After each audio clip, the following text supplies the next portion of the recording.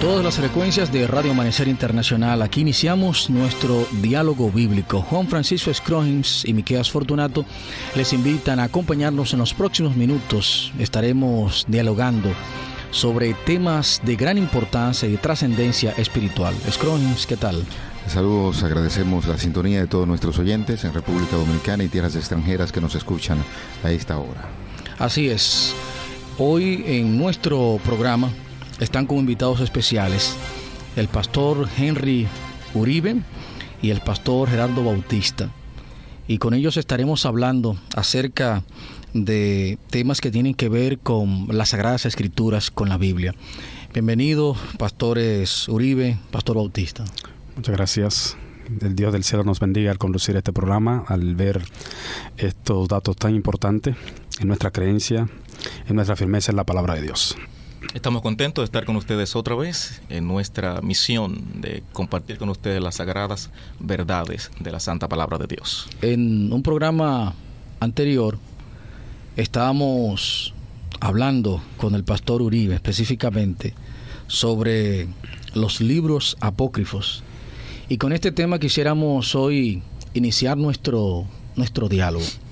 Decíamos, recordando un poco nuestra conversación anterior, que hay algunos libros que son muy importantes desde el punto de vista histórico, pero que por los criterios antes señalados no se incluyeron en el canon bíblico. Hablemos un poquito sobre eso. Quizás continuando con el diálogo, lo importante sería saber el origen precisamente de la palabra apócrifo. ¿Qué quiere decir la palabra apócrifos? Sí, por lo regular cuando pensamos en apócrifos, mucha gente puede pensar, bueno, lo que no sirve, lo que no tiene importancia, pero no es así. El significado de apócrifo es aquello que está oculto, lo que encierra un enigma. Porque fue una literatura que se proliferó bastante, específicamente en lo que se denomina el período intertestamentario, que es el tiempo que media entre el libro del profeta Malaquías al Evangelio de Mateo, unos aproximadamente 400 años, donde los estudiosos de la Biblia establecen que Dios cesó de hablar, pero la gente siguió escribiendo. Entonces, una serie de libros empezaron a producirse en ese tiempo, 400 años de historia, específicamente las revueltas macabeos y otra macabea, con Judas Macabeo a la cabeza, y otros acontecimientos que sirvieron de forma de enseñanza para los judíos en el siglo II a.C. y también en los primeros años de la fe cristiana. Así que el concepto de apócrifo nada tiene que ver con aquello que no sirve. Antes bien, era un tipo de libro de carácter didáctico que era empleado por los judíos en el siglo II a.C. y posterior a eso también. ¿Eso quiere decir entonces que no es ningún pecado que nuestros amigos puedan leer esos libros? No, claro que no. Al contrario, hablaría muy bien de la fe cristiana el hecho de tener un consenso general de lo que dicen otras cosas. Claro, teniendo mucho cuidado. La misma Iglesia Católica, por ejemplo, le llama a los libros apócrifos deuterocanónicos, es decir, de segunda inspiración. Y ya con eso están diciendo que no tienen la misma gracia que los libros que la Iglesia protestante ha establecido como libros canónicos. O sea, la misma Iglesia popular ha establecido eso, de segunda inspiración. Quiere decir que no tiene la misma fuerza, el mismo poder que tienen los libros canónicos. Es cierto, es importante esa expresión.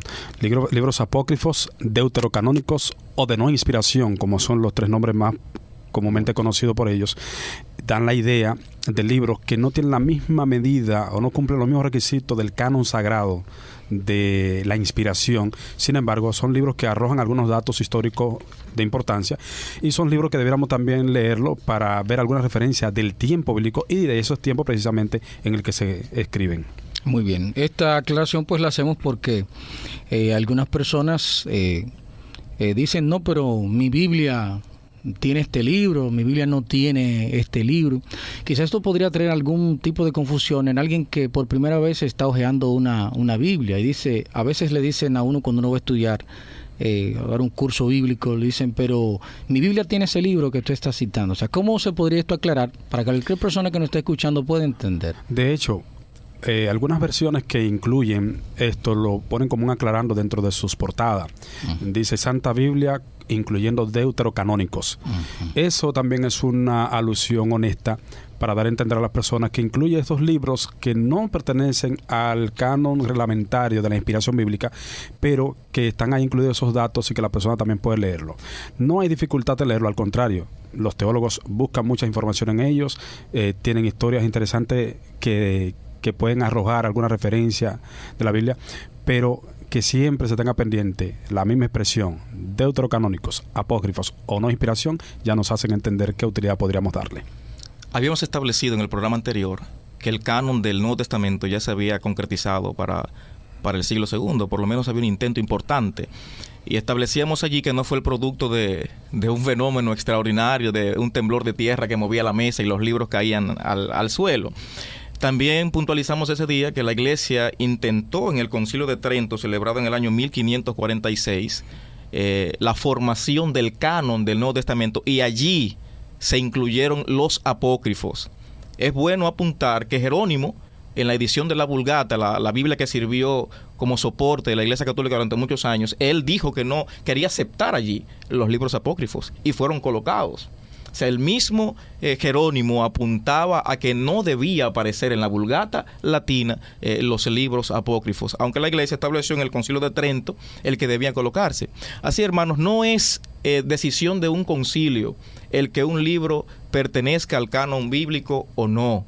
Fueron 400 años de escrutinio lo que determinó si un libro pertenecía al canon o no. Y recuerden que establecíamos en el programa pasado la paternidad literaria del libro, como también el escritor o el mensaje que tenía el libro per se. Esos fueron los conceptos, las ideas por las cuales se regulaba un libro para que entrara o no en el canon. O sea, que habían criterios bien claros, bien específicos. Bueno, siempre se usó esa palabra, me pregunto, Biblia. Siempre se usó esa palabra. ¿De dónde viene la palabra Biblia? ¿Por qué se le llama Biblia? Bueno, realmente Biblia viene de una connotación conjuntos de libros. Me gustaría que el pastor Henry Uribe nos dé algunos datos interesantes sobre el origen de esta palabra. Yo quisiera mencionar algo más sobre los apócrifos antes de contestar Miqueas y Gerardo esa pregunta, porque mencionamos algunos libros apócrifos en el programa pasado y es posible que a los amigos oyentes ya se le haya olvidado. O digan cuáles son los apócrifos. Y yo quisiera mencionar algunos de los libros apócrifos que con más frecuencia uno ve, ¿no? En las diferentes porque la Biblias. cantidad es enorme. Por ejemplo, algunos originados en Palestina tenemos el libro de Enoc, el libro de los Jubileos, el testamento de los 12 patriarcas, los Salmos de Salomón, el testamento de Job, la Asunción de Moisés, las vidas de los profetas, el martirio de Isaías, el testamento de Abraham, el Apocalipsis de Abraham, segunda de Baruch o el Apocalipsis de Baruch, la vida de Adán y Eva o el Apocalipsis de Moisés. Tenemos también los oráculos de Síbila, tercera de Macabeos, cuarta de Macabeos, Enoc o el libro de los secretos de Enoc y tercera de Baruch. Habíamos puntualizado en el programa anterior específicamente la primera carta de los Macabeos, que era un importante documento de carácter histórico por la Revolución Macabea con Judas Macabeo a la cabeza, pero no precisamos mucho acerca de segunda de Macabeos. Si bien es cierto que la primera de Macabeos es importante como documento histórico, no es menos cierto que segunda de Macabeos está lleno de fábulas y relatos fantasiosos que apuntan a doctrinas espurias de la santa palabra de Dios. Por ejemplo, en el capítulo número 12 de Segunda de Macabeos, los versículos del 43 al 45, aparece Judas Macabeo ofreciéndole un sacrificio en favor de los pecados de los muertos. Quiere decir que ese texto de Segunda de Macabeos, capítulo 12, versículo 43 al 45, apunta hacia la doctrina de la inmortalidad del alma, que va en contra de lo que establece la palabra de Dios. Entonces, eso establece de inmediato que no hay ningún tipo de inspiración. Correcto. Entonces. Es así, porque está contradiciendo la plenitud de la palabra de Dios que establece que los muertos absolutamente nada saben.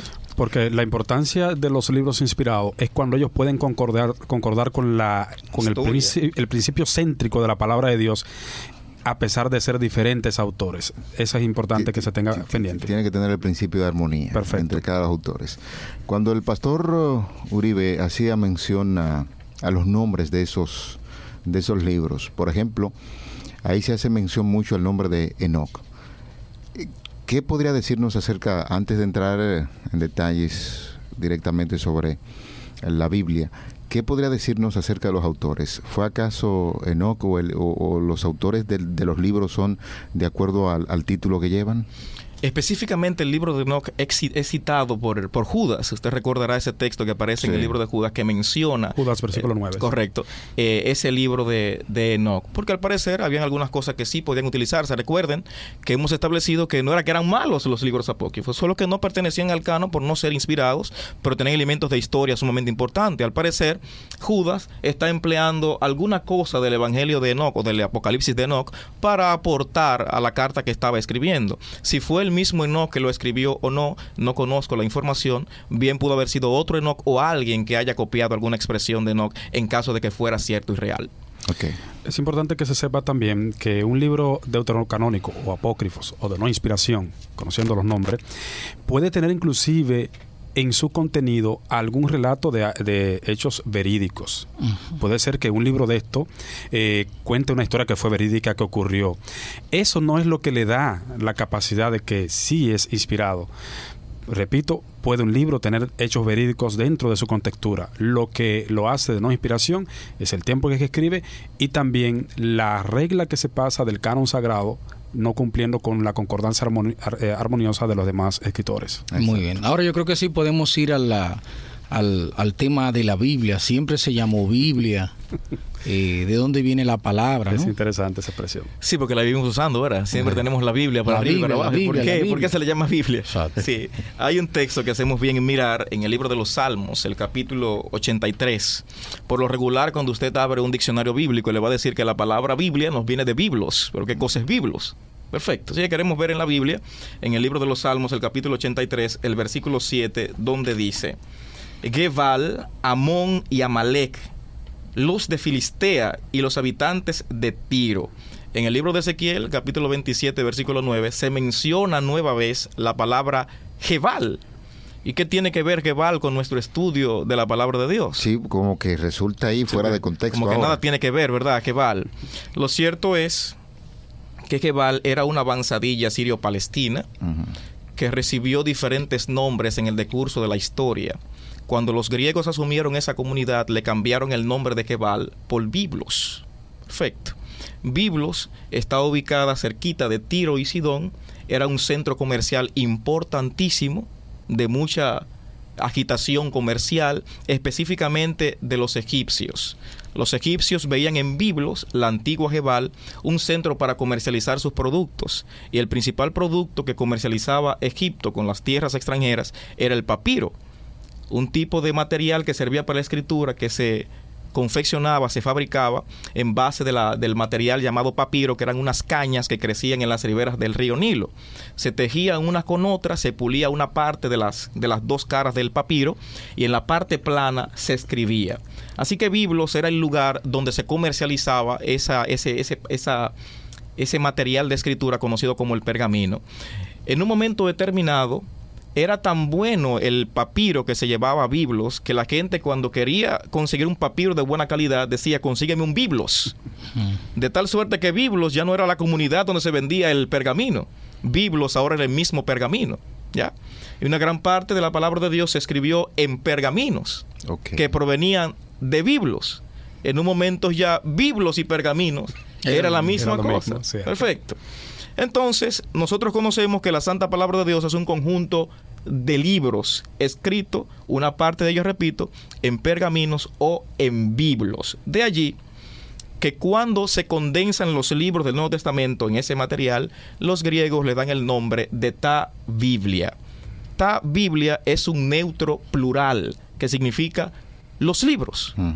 En el decurso de los años, cuando la Biblia va pasando de una lengua a otra, llega al latín y posteriormente a las lenguas españolas y demás, entonces se hizo del neutro plural griego un simple plural femenino, la Biblia. De allí entonces el origen de la palabra Biblia. Antes de utilizar el nombre de Biblia, los escritos que se conocían, inspirados por supuesto. Háblanos un poquito acerca de eso. O sea, se conocía con el nombre de Biblia, por ejemplo, los escritos de Moisés, los 5 libros del Pentateuco, los libros de los profetas. ¿Cuál es el nombre real que se le daban a esos escritos? Bueno, a esos escritos se le daba el nombre de las escrituras o el testimonio de los profetas. Noten ustedes que cuando Cristo se encuentra con los dos en Emaús, ellos dicen, y no ardía nuestro corazón cuando oíamos su voz, y dice la expresión bíblica, desde Moisés hasta los profetas les declaraba la verdad de la escritura. Los nombres que más se escuchan es la escritura, de referencia al Antiguo Testamento, que era la Biblia existente del tiempo, y el testimonio de los profetas era la expresión comúnmente utilizada.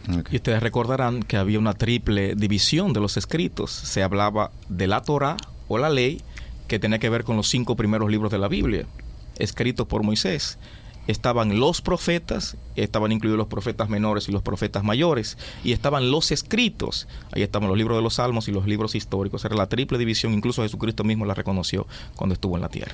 Bueno, por eso la expresión desde Moisés hasta los profetas era el rango que ocurría. Sí. Moisés, los libros históricos, los Salmos, los libros poéticos y los profetas. O sea que en ese momento toda la Biblia. Esa era toda la Biblia. Les repasó toda la Biblia. Bueno, a los que nos están sintonizando en estos momentos, estamos compartiendo en nuestro programa Diálogo Bíblico, el pastor Juan Francisco Scrohems y quien les habla, Miqueas Fortunato, con 2 invitados muy especiales, los pastores Henry Uribe y Gerardo Bautista, y hoy estamos hablando acerca de la Biblia, la palabra de Dios, en una segunda parte de un programa que trata de mostrar a todos nuestros oyentes la originalidad, la inspiración de las Sagradas Escrituras. Una de las inquietudes que puede tener cualquier oyente a esta altura tiene que ver con las distintas versiones de la Biblia. Cierto. Porque se escucha hablar, ¿no?, que la Reina Valera, que Casiodoro de Reina, que la versión Dios habla hoy, que la Biblia de Jerusalén, o sea, y quizá alguien se puede estar preguntando, bueno, pero ¿por qué hay tantas versiones de la Biblia? Esa pregunta atormenta a mucha gente. Claro. Si es la palabra de Dios, ¿por qué? Porque hay tantas versiones. ¿Por qué hay tantas cosas? Yo creo que lo primero es comenzar por el principio. Porque es bueno establecer a nuestros amigos y hermanos que nos escuchan que no siempre se tuvo la condensación, o sea, el grueso de todos los libros como lo portamos nosotros hoy. El conjunto. Exacto. Correcto, el conjunto de los libros. Había un libro que estaba en tal monasterio, un libro que estaba en tal lugar, un rollo que estaba en tal lugar. El trabajo de reunir todo eso y formar un libro que reuniera el conjunto de todos, eso no fue un asunto fácil. Los judíos establecieron su canon con las escrituras que existían del Antiguo Testamento, como puntualizamos hace un rato, la ley, los profetas y los escritos, pero estaba escrita en lengua hebrea, o sea, solamente lo podían manejar los hebreos que manejaban su idioma. Hubo un grupo de judíos que vivió en los tiempos de la diáspora judía, que se ubicaron en Alejandría, en Egipto, y estos confeccionaron, si se quiere, el primer intento de una versión del hebreo al griego, conocido como la Septuaginta porque se cree que fueron 70, aunque algunos hablan de 72 personas que bregaron en la traducción del Antiguo Testamento hebreo al griego. Y hay un asunto interesante en relación con esa traducción. ¿Por qué se cree que esas 72 o 70 personas lo colocaron en cubículos diferentes, cada uno, con el grueso del material hebreo a ser traducido al griego? Y después, hermanos, tremendo, maravilla de maravillas, todos compaginaron. Todos tradujeron perfectamente igual, o sea, parte de un relato fantasioso y legendario. Lo cierto es que la Septuaginta fue una versión importantísima que sirvió también como fundamento para otras versiones y traducciones posteriores, y fue un intento maravilloso para traducir las escrituras del hebreo al griego. En un momento determinado, los mismos judíos atacaron a la Septuaginta con una concepción conocida como el atomismo, que ellos entendían que la palabra de Dios debía ser punto y coma idéntica a lo que decía el hebreo. Pero la Septuaginta difería en algún término o expresión. Lo mismo que pasa cuando se traspasa de un idioma a otro, se pierde alguna cosa. Claro. Así que los judíos pisotearon hasta cierto sentido la Septuaginta, Biblia, repito, que se escribiera en el siglo II a.C. Es importante el asunto de las versiones. y en estos tiempos se hace más de moda porque se trata de que las personas lean con claridad. La intención realmente en los tiempos modernos de las versiones es tratar de que las personas puedan entender mejor en su idioma las verdades bíblicas. Eso tiene su riesgo, porque puede haber dentro de los traductores quizá alguna persona con alguna interpretación en mente en el momento. Eso tiene su riesgo. Por eso, la fiabilidad de estas versiones son esas versiones en las que se ha utilizado diferentes personas de pensamiento teológico que tratan de ser fiel al original del texto bíblico. Sabes que ahora al ustedes hablar de este tema, pues me surgió una inquietud todavía más complicada. Sí. Y es cuando la Biblia fue pasando de idiomas a otros. Hablaba de la Septuaginta y eso. Y bueno, yo me quedé como un poco preocupado. Dije, bueno, si estaba escrito en un idioma, cuando lo fueron a pasar al otro, porque a veces nosotros tenemos problemas con los traductores solamente del inglés al español o del español al inglés. Imagínate arrancar desde otros idiomas que yo he escuchado decir que algunos no tenían vocales o no tienen. O sea, ya estoy muy complicado. Explíqueme un poco sobre eso. Sí, antes de abordarte con eso para establecer una plataforma general sobre las versiones, porque nos va a consumir algunos minutos hablarte de eso. Para defender a la Septuaginta, repito que fue una versión importante. La traducción del hebreo al griego fue un paso maravilloso. Se levantaron algunas personas para defenderla, ya que los atomistas decían que no era parte de la palabra de Dios. Y Orígenes, en el siglo III, organizó una obra extraordinaria. Yo no he tenido la suerte de tener en mis manos esa versión. Habría que salir de este país, me imagino, para conseguir la Exapla, que fue la versión de Orígenes en 6 columnas.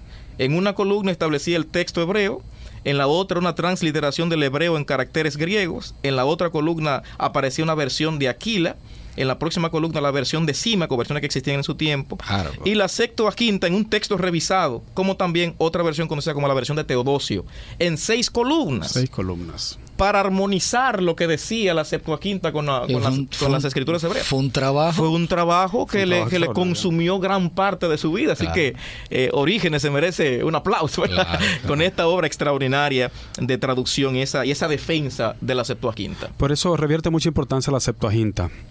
Una de las razones es que Cristo utilizó, es una versión del tiempo de Cristo también, la segunda Septuaginta. Otro dato importante, existen, según los historiadores, 2 originales actualmente de la Septuaginta, uno en Alejandría y otro en el Vaticano.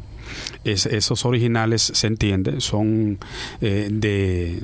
como se dice, la versión de los 70, y es importante el dato que agrega Uribe, de dar la explicación de que hasta acá en lo fastancioso el asunto de que 70 personas al mismo tiempo.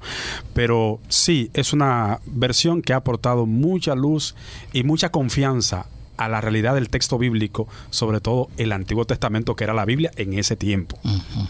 ¿Cuál es el criterio que se toma en cuenta cuando uno está hablando de originalidad? No contamos al día de hoy con los originales ni griegos ni hebreos de la palabra de Dios. Lo que tenemos son copias de copias.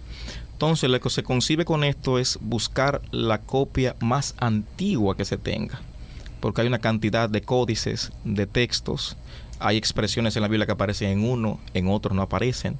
Entonces el trabajo del que traduce, del que escudriña para preparar un buen trabajo serio de una versión de la Biblia, tiene que recurrir a las fuentes más fieles. Así que la expresión originales la empleamos a veces para referirnos a las expresiones griegas y hebreas que aparecen en los textos, pero no tenemos el documento per se, el primero que se escribió. Eso no existe, eso se perdió en la bruma del tiempo. Sí tenemos documentos antiguos, y ustedes recordarán que con los hallazgos de los rollos del Mar Muerto en el año 1947, muchas cosas salieron a la luz, pero ya veremos eso un poquito más adelante en nuestro estudio del día de hoy. Ok, muy interesante nuestro diálogo. Es tiempo de irnos a una pausa. Al regreso estaremos hablando de la inquietud que tengo con respecto a las traducciones y a que se mantenga la fidelidad en el mensaje que se comunica. En breve retornamos. Esto es Diálogo Bíblico.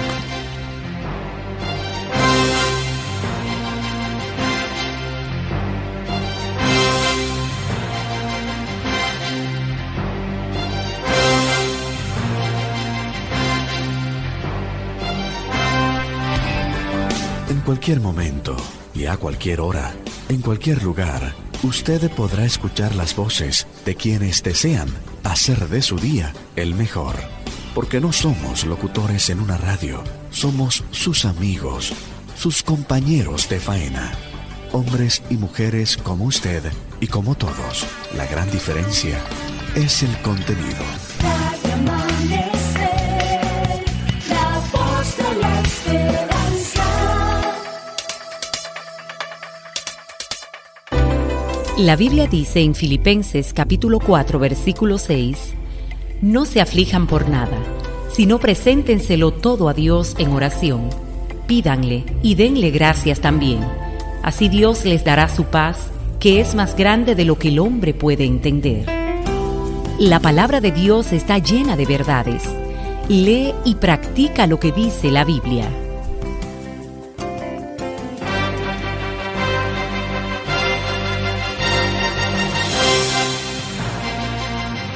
Bien, ya estamos de regreso en Diálogo Bíblico.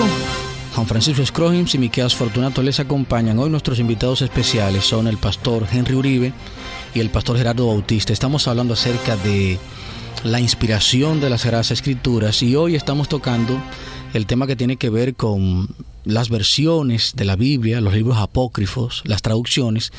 Y antes de irnos a la pausa anterior, yo quedaba con una gran preocupación. ¿Cómo yo puedo estar seguro que al pasar de un idioma al otro y con el paso del tiempo y con esa forma de tratar de traerlo al lenguaje más moderno, más entendible, porque los idiomas van cambiando, cómo yo sé que se mantiene la esencia, el mensaje? Bueno, un texto del apóstol Pablo, ¿cómo yo sé que es eso lo que quiere decir? Tú lo que quieres decir con esto es, hablando ya de una manera mucho más clara, es que si se cometieron algunos errores en lo que es la traducción de paso en paso. Y si no se perdió la esencia, el mensaje, porque quizás las palabras pueden cambiar en la traducción, pero el mensaje, la esencia, si no se perdió, ¿cómo sé yo que no se perdió? Evidentemente la mano de Dios estuvo bien de cerca en los procesos de las traducciones. Es importante saber que muchas de las traducciones de tiempos antiguos salían de una intención de dar la palabra al pueblo, de que la gente pudiera leer en su idioma la palabra de Dios. Es el caso de la versión muy famosa de Casiodoro de Reina y Cipriano de Valera, esta versión de estos dos teólogos conocida hoy como la versión Reina Valera. Tiene la intención de llevar al castellano la verdad de la palabra de Dios. Lógico, como seres humanos al fin, hay algunas dificultades en algunas de las traducciones, pero en su esencia el mismo Dios estuvo al control de las traducciones. Yo creo, hermanos, que cuando hablamos de traducción de la santa palabra de Dios y tenemos en nuestras manos nuestras versiones, a veces uno no se imagina la lucha, hermanos, y el esfuerzo que significa bregar con esos idiomas. Por ejemplo, el Antiguo Testamento, que se escribió básicamente en hebreo, algunas porciones pequeñas en arameo, en un momento dado la lengua hebrea se convirtió en lengua muerta. Cierto. Y no se habló más durante un tiempo. Y es lo que tú mencionabas ahorita, todo el Antiguo Testamento, la parte que está escrita en hebreo solamente son consonantes, sin vocales.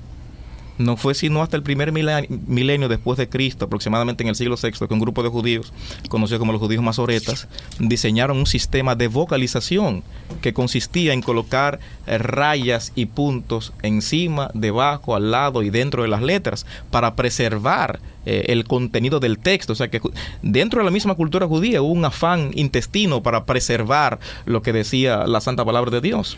Así que mejoró un poquito más para los traductores el hecho de que ahora podían bregar con vocales que habían sido añadidas al texto hebreo.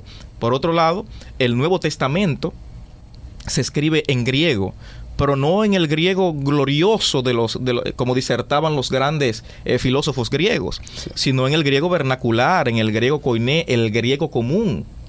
El griego que solamente hablaba la plebe, la gente sencilla. De ese griego se escribió el Nuevo Testamento. Hasta el día de hoy hay palabras que aparecen en el Nuevo Testamento que son difíciles de traducir. porque solamente aparecen en el Nuevo Testamento, y es lo que los teólogos han denominado como un hapax legumena, cuando aparece una expresión en la Biblia que no es usada en el resto de la Santa Palabra de Dios. Por ejemplo, en el libro de Mateo, cuando Jesús está hablando acerca de la oración modelo, dice, el pan nuestro de cada día. Pero para la expresión cada día, que es la palabra griega epioision, aparece aproximadamente unas 5 traducciones posibles. Sí. Necesario para el día de mañana, etcétera, etcétera. Entonces, cuando una persona se encuentra con ese tipo de cosas que solamente aparecen ahí, entonces la gente dice, oye, ¿y ahora qué hago?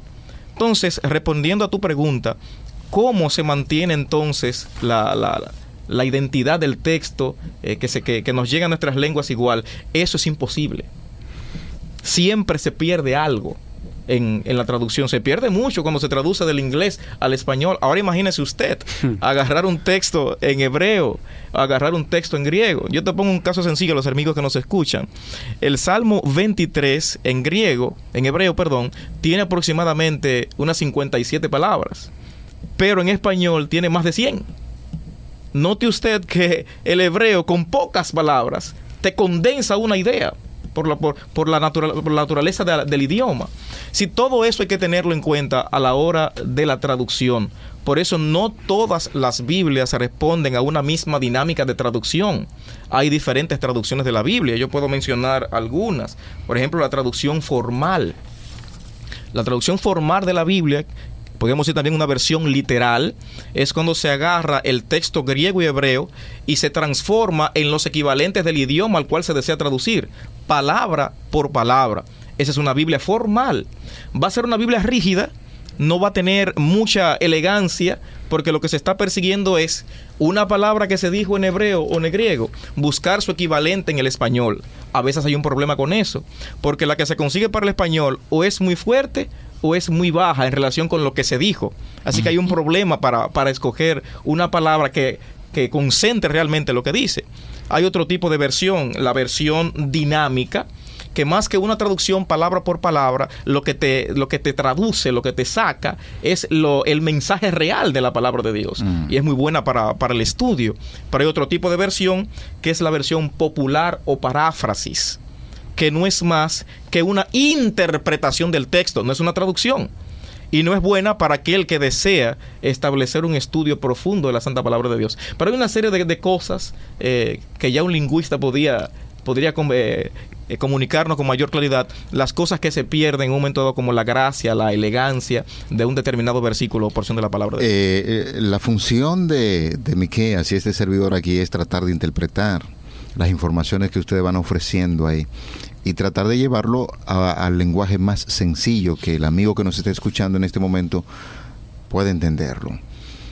En las expresiones del pastor Uribe, quizás alguien piensa, bueno, cuando él estaba haciendo referencia al asunto de que el hebreo llegó a ser en un momento determinado un idioma muerto. ¿Qué es esto? Un idioma muerto. Una lengua muerta es cuando ya no se habla más. Dura un tiempo en la inacción. Ustedes recordarán, la lengua hebrea dejó de hablarse mucho y fue el Imperio Romano asumió como lengua de su jurisdicción el griego. Y la cultura. Correcto, la asumió completamente. El helenismo absorbió completamente muchas culturas. El arameo también se habló bastante en el Nuevo Testamento. Jesús habló en arameo. Talita Kumi son expresiones en arameo que Jesús empleaba. Ya. O sea, el hebreo ya como lengua no se hablaba con esa misma fluidez. Ustedes recordarán que en la misma cruz había una inscripción en 3 idiomas. Ustedes recuerdan esos idiomas, ¿verdad? Claro. Estaba el arameo, el griego y el latín. Aparecían esas tres, pero no aparecía los otros idiomas ya muertos, que no se hablaba ya esas lenguas. Fue los masoretas, repito, que trataron de preservar la identidad del texto en el primer milenio. Ok. Y hay unas informaciones que yo pude captarlas muy bien, pero quizás habría que enfatizar un poquito más acerca de la diferencia que hay entre las dos expresiones que estaba utilizando en cuanto a que una Biblia es dinámica y la otra es literal. Vamos a enfatizar un poquito más acerca de esto, porque tiene que ver mucho con lo que es la traducción de la Biblia a los diferentes idiomas. Cuando usted va a comprar una Biblia, usted debe saber para qué quiere esa Biblia.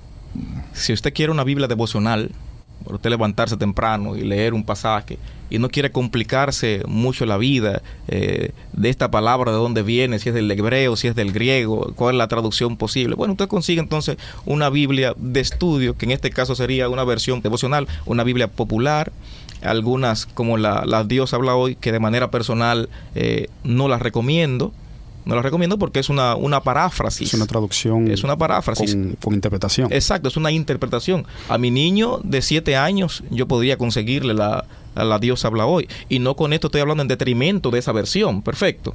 Estoy diciendo que para un estudio serio y consistente no es la mejor versión, una versión popular o una paráfrasis. ¿Cuáles se recomiendan para un estudio serio? Ahora, si queremos un estudio serio, usted sentarse en su casa y ver, entonces usted encontrará o buscará una versión dinámica o una versión literal. En mi caso, hay algunas versiones que me sirven de soporte para mis estudios de la Biblia. En mis manos tengo la nueva versión internacional de la Biblia, que es una versión dinámica. Tiene la gracia de que al pie de página aparece lo que dice el texto masorético, haciendo referencia a los masoretas del primer milenio que construyeron el sistema de vocalización para el texto hebreo. Aparece también los hallazgos del Qumran, entiéndase los descubrimientos del Mar Muerto en el año 1947. Bien reciente. Correcto, te coloca al pie de página esos descubrimientos, porque debemos establecer a nuestros amigos oyentes que el hecho de que hayan tantas versiones apunta a una serie de fenómenos. Número uno, nuestra comprensión de los idiomas originales hoy es mayor a las de hace 20 o 30 años atrás. Es así. Entonces van apareciendo nuevas cosas. Debemos entender también que con los nuevos hallazgos arqueológicos de naturaleza bíblica, entonces muchas cosas deben ser corregidas. Yo quiero mencionar un detalle sencillo. En el año 1947, con el hallazgo del Qumran, se descubrió completo el libro del profeta Isaías, y aparecen unos detalles importantes que sería bueno que nosotros rapidito lo mirásemos. Por ejemplo, en el capítulo 33 de Isaías, el versículo 8, y yo voy a leer en la versión Reina Valera, pero revisada en el 95. Entonces aparece ahí en el capítulo 33, versículo 8, lo siguiente: las calzadas están desiertas, cesaron los caminantes, anuló la alianza, aborreció las ciudades, tuvo en nada a los hombres. Ahí aparece la palabra ciudades. Ciudades en hebreo es erim, y testigos en hebreo es edim. Casi iguales. Muy parecido. Una de las casi similares. Entonces los rollos de Mar Muerto aparece no ciudades, sino la correcta lectura de Isaías 33:8, que debe decir lo siguiente: las calzadas están desiertas, cesaron los caminantes, anuló la alianza y aborreció los testigos, no las ciudades. Y la diferencia, hermanos, usted se pudiera encontrar una versión en hebreo, usted encontrará que es simplemente una rayita, lo que se conoce como un patak en hebreo, lo que hace la diferencia entre edim y erim. Son sencillas cosas. No tenemos el tiempo para abundar, pero si usted toma la nueva versión internacional de la Biblia, usted va a encontrar que al pie de página aparecen una serie de aclaraciones en relación con el texto que fue encontrado en el Qumran. Para un estudio mucho más completo estaría una versión literal, que es la traducción palabra por palabra de una palabra en hebreo. Eso es para aquellos que gustan de un estudio mucho más amplio. Yo creo que como programa debemos aconsejar a nuestros hermanos y a nuestros amigos en relación con la calidad de las versiones. En las introducciones de nuestras Biblias dice la naturaleza de la versión. O sea, qué tipo de Biblia es la que usted tiene en la mano. O sea, no compre una Biblia sin usted saber qué tipo de Biblia es. Sí. Porque hay Biblias tendenciosas. Y yo puedo citar la versión del Nuevo Mundo, que es una Biblia tendenciosa, cierto, porque apunta a lo que cree la denominación que publica esa versión de la palabra de Dios. Estropea y pisotea lo que establece el texto griego y hebreo. Los criterios que se emplearon para esa traducción, absurdos. Incluso un reverendo que fue uno de los responsables de la traducción del Nuevo Mundo, de apellido Frank, si no recuerdo mal, fue llevado a un juicio y se le preguntó que si sabía el idioma griego y hebreo, a lo que él respondió que sí. Y en un momento dado se le pidió que tradujera el segundo versículo de Génesis 1 de hebreo al español, y él dijo: yo no puedo hacer eso. pero ¿cómo es posible que usted haya traducido una versión del hebreo y el griego al español y no pueda traducir el segundo versículo de Génesis 1 cuando cualquier estudiante que haya tomado griego 1, hebreo 1, puede traducir sin ningún problema? Entonces es una Biblia tendenciosa porque apunta a lo que esa denominación religiosa tienen con esa versión, porque defiende y apoya sus criterios personales. A la hora de usted tomar una versión de la Santa Palabra de Dios, usted debe apuntar a una versión literal o una versión dinámica que no tenga ninguna asociación con ninguna determinada organización religiosa. ¿Y cuáles son esas versiones que han sido traducidas por teólogos que no tienen ninguna asociación, ninguna tendencia? Quizás el término ahí debiéramos arreglarlo ahora mismo, porque siempre son teólogos que están asociados teólogos de una confesión, de una determinada religión, pero cierto, que son traducciones serias, que se ajustan al texto griego y hebreo. Por ejemplo, la versión católica Biblia de Jerusalén es una extraordinaria traducción. El único problema que tenemos con esta son los 7 libros apócrifos que aparecen ahí en esa Biblia.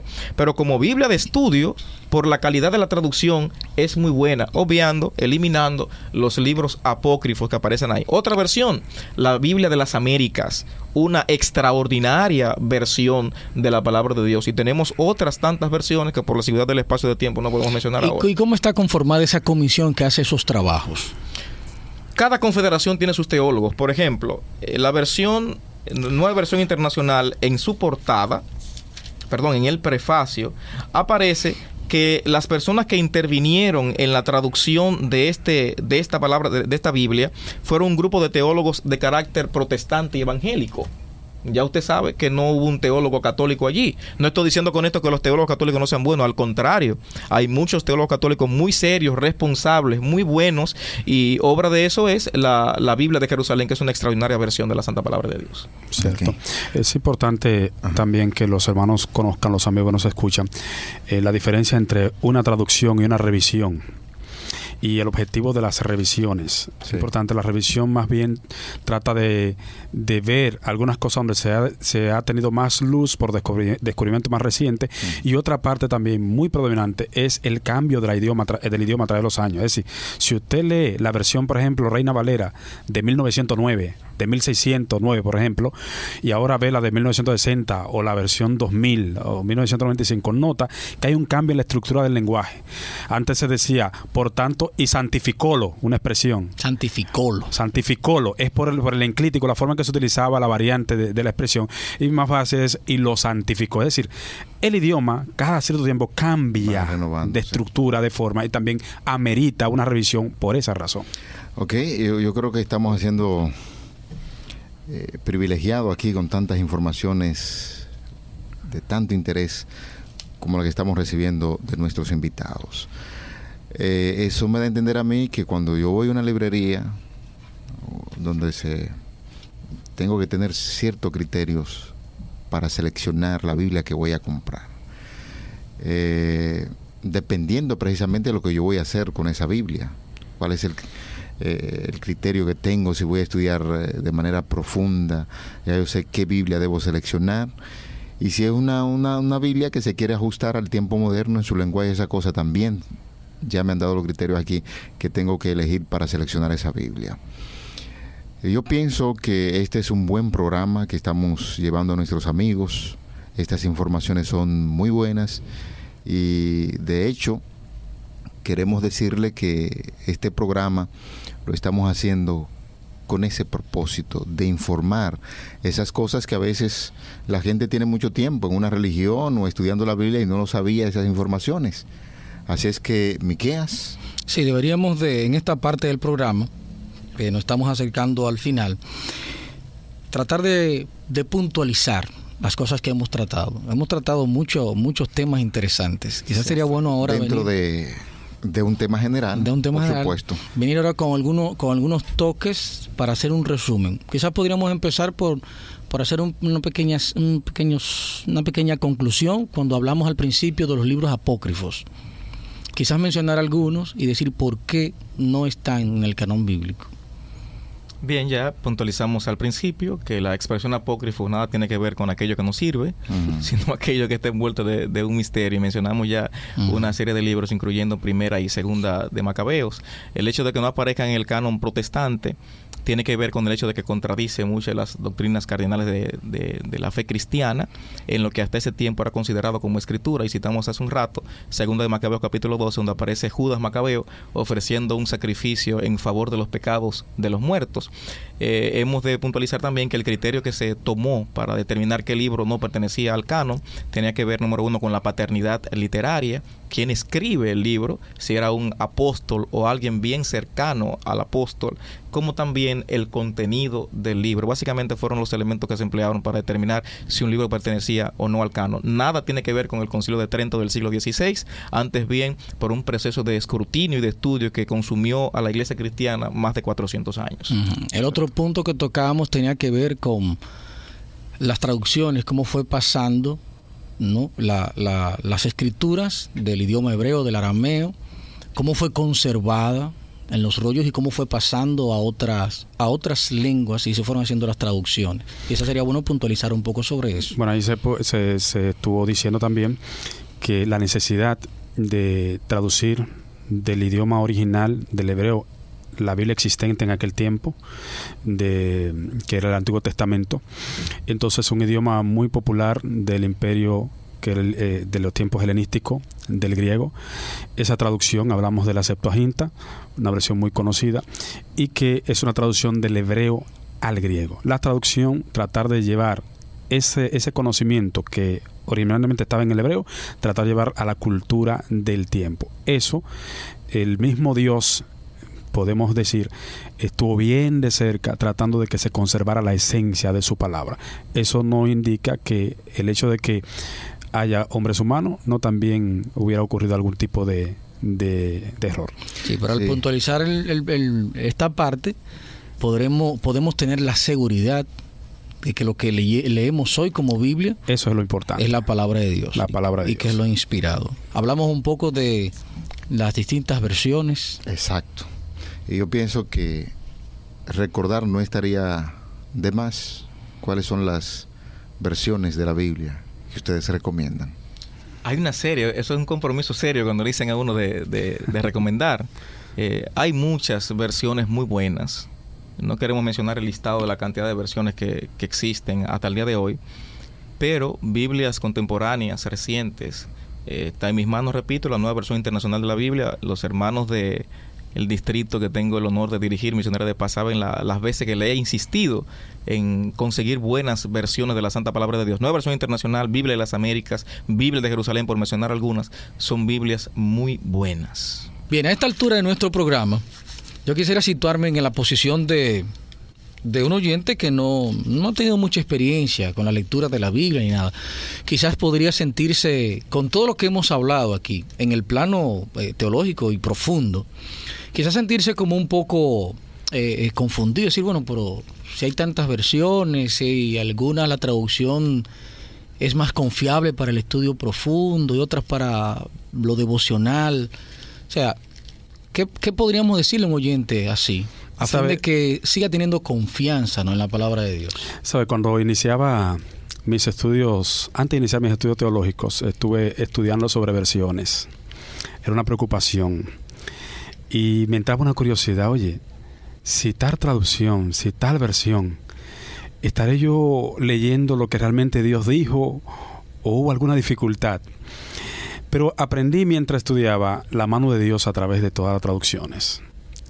Entendemos que a través de la historia, posiblemente algunas tendencias en algunas traducciones han tratado de esto, pero podemos tener la seguridad de que Dios ha hecho que la palabra de Dios llegue a nosotros tal cual Él quiere que llegue. Esto es importante que nuestros amigos puedan tenerlo pendiente. El hecho de las versiones y las traducciones, a pesar de que hay personas que han tratado de atacar, de que no, que de un idioma a otro se pierde aquello, y toman esas realidades normal de un proceso de traducción, lo toman para tratar de minimizar la fe de las personas en la Biblia. Es importante que sepamos que Dios ha estado al control es confiable la palabra de Dios, usted puede estar seguro de que tenemos, como dice el apóstol, la palabra profética más segura, la cual podéis hacer bien en atender. Alguna vez dijo Jerónimo, el responsable de la Vulgata, que la palabra de Dios es tan simple, tan sencilla, de manera tal que un niño puede ir a sus aguas y tomarlas sin temor a ahogarse. Y son tan profundas para que los teólogos naden y no lleguen a tocar el fondo. Eso dijo Jerónimo alguna vez. Yo creo que nuestros amigos oyentes deben entender que la palabra de Dios no fue escrita en español. Nos viene de una cultura ajena a la nuestra, con expresiones diferentes a las nuestras. Inclusive dentro de nuestra propia cultura, aquí en República Dominicana, tenemos expresiones que si viniera un extranjero y las escuchara, no podía interpretarlas fácilmente. Y yo podría citar, por ejemplo, la expresión aquella de tengo 100 tablas en los bolsillos, haciendo referencia a que tenemos 100 pesos. Sí. Pero en ningún momento tabla en el diccionario es sinónimo de dinero, sino un pedazo de madera labrada, etcétera, etcétera, etcétera. Sí. Pero nosotros lo entendemos perfectamente. Así mismo pasa con expresiones de la Biblia que nos vienen de un idioma desconocido al nuestro, que debe ser traducido a un idioma independiente a aquel en el que fue escrito originalmente. Evidentemente eso va a producir diferentes versiones que son diferentes modelos de Biblia, pero como decía el pastor Gerardo Bautista, sigue siendo la santa y bendita palabra de Dios. Así que si alguna cosa que hemos mencionado hasta este momento le haya perturbado, oye, tantas versiones, que una literal, que una dinámica, que una popular, usted escoja la santa palabra de Dios y deje que Dios le hable a través de ella, ¿ya? Que Dios llene tu corazón con sus grandes bendiciones. Un detalle importante es que al acercarnos a la Biblia debemos ir con oración, porque el Espíritu de Dios guía, porque hay un elemento en la palabra de Dios que no está en las traducciones, no está en el juego de palabras de un idioma, sino el Espíritu de Dios con la actitud de oración con que vamos a la Biblia. Hay cosas que Dios nos dice en simples expresiones, aunque usted se las sepa de memoria, que Dios le habla a cada momento. Así que confíe en el poder del Espíritu de Dios y ore siempre mientras estudia la palabra de Dios. Bueno, pues yo creo que estamos llegando a la parte final de nuestro programa. Creemos que la labor está cumplida. Estamos agradeciendo al pastor Henry Uribe, al pastor Gerardo Bautista, por estar hoy en nuestro programa de Diálogo Bíblico. Realmente este programa viene siendo como una plataforma para tener seguridad en que la palabra de Dios es inspirada. Amén. Porque a partir de ahora, pues iniciamos una serie de estudios basados en la palabra de Dios que nos llevarán por muchos caminos, como el hecho de conocer la verdad acerca del estado de los muertos, el asunto del santuario, quién es el Espíritu Santo, la verdad acerca de los ángeles y muchos temas que naturalmente inquietan a nuestros oyentes. Queremos agradecer a ustedes, gentiles amigos, por la valiosísima sintonía que nos brindan. La invitación abierta para que esté con nosotros en otro diálogo bíblico. Esperamos que el Señor pueda derramar muchas bendiciones sobre todos los oyentes. Reiteramos nuestra sincera gratitud por haber estado con nosotros.